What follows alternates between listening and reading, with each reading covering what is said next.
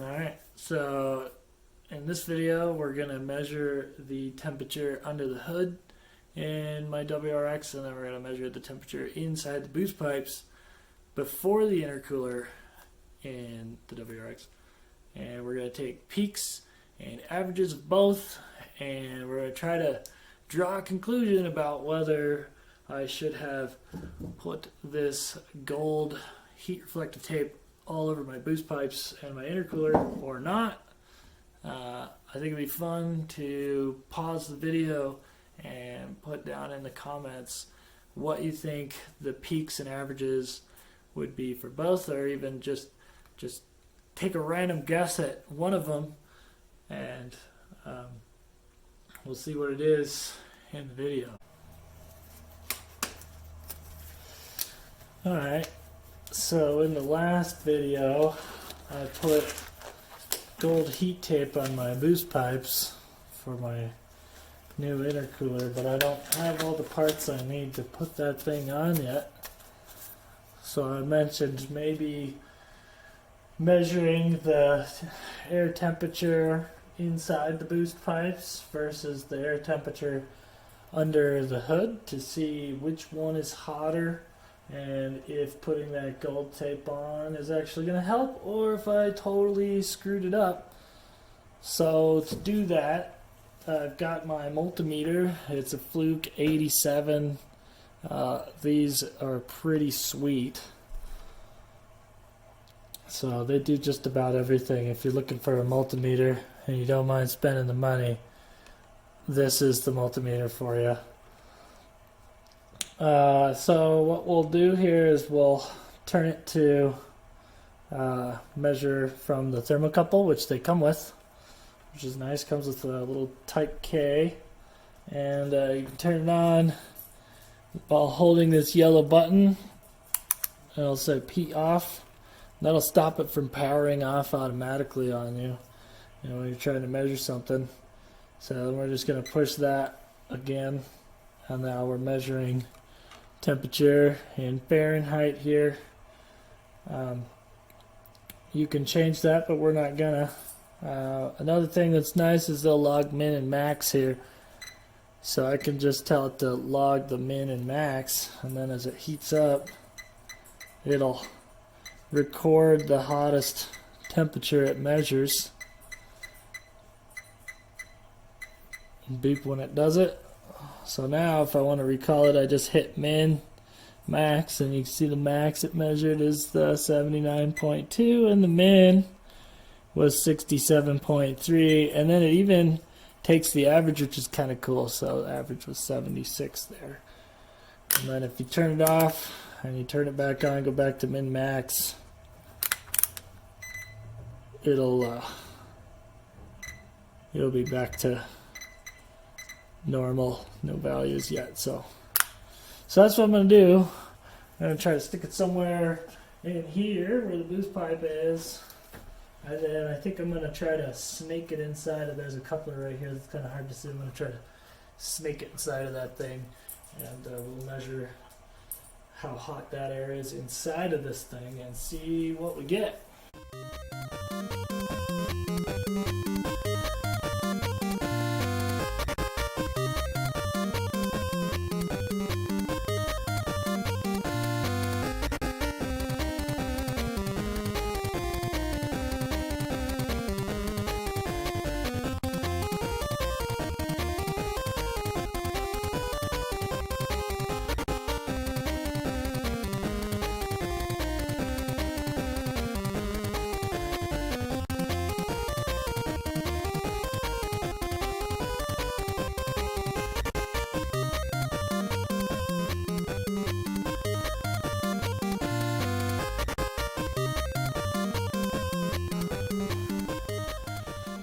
Alright, so I got it on there.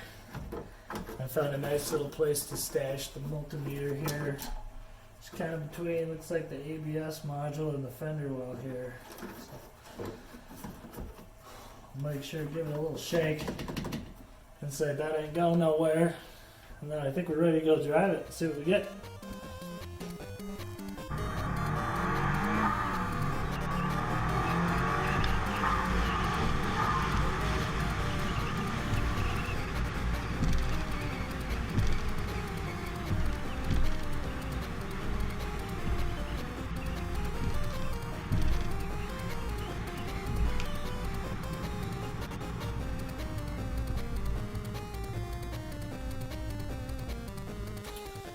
Alright, just got back.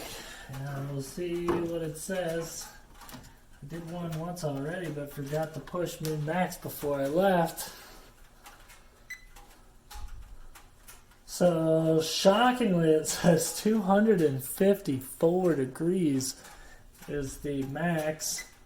The min was 89.6.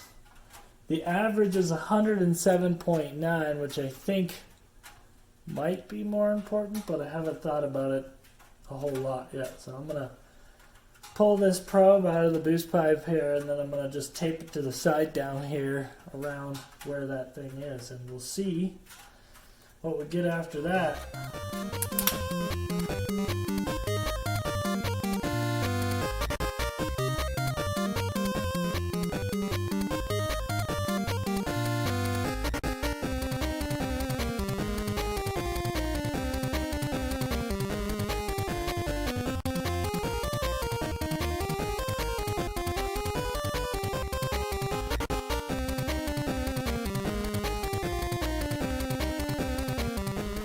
Alright, got back from just a drive around, and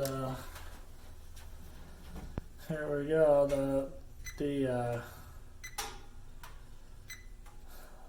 The max is 139.5, and the minimum was 107.7. The average is 125.4. I believe the average was about 20 degrees higher than the average inside the boost pipes. So I think I'm going to have to do some thinking to figure out if that is what I care about. I don't think the peaks matter a whole lot because the peaks are going to be relatively short-lived. Okay, so let's talk about what I learned doing all this.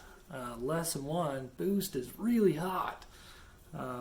I ran 17 psi today, and I saw temperatures as high as 254 degrees Fahrenheit, which is a lot hotter than I thought I was going to see. So boost is pretty spicy. So I guess as far as conclusions go, do I think that this hurt or helped me? The short answer is I don't think it makes a difference. So I think that the peaks are short-lived enough, at least in a street car, that you're not going to have a problem with trapping a bunch of heat. I think even if you didn't have this stuff on there, I don't think that a boost pipe acts as a good enough heat sink to really sort of relieve measurable or an appreciable amount of that heat that is generated from compressing the air. So I really don't think that this helps or hurts, at least after the turbo but before the intercooler. I don't think it makes any difference at all. After the intercooler, obviously I'd try to keep that stuff really cool, and then before the turbo, the cooler it is, the better, I would say. And then I think on the intercooler, this is more speculation on my part, I think it's probably better to cover what you can in this stuff on an intercooler, because the lower temperature this thing stays, the better job it's going to do for you when it comes to exchanging heat. So I'm going to put that on. I think once I get on the car, I'm going to take even more measurements because I can't help myself. I really want to know if this thing is helping or hurting, or if it's even measurable, or if it's really just pretty gold tape that you put on stuff. So I definitely hope you learned as much as I did. I learned that preconceived notions and this sort of thing in general.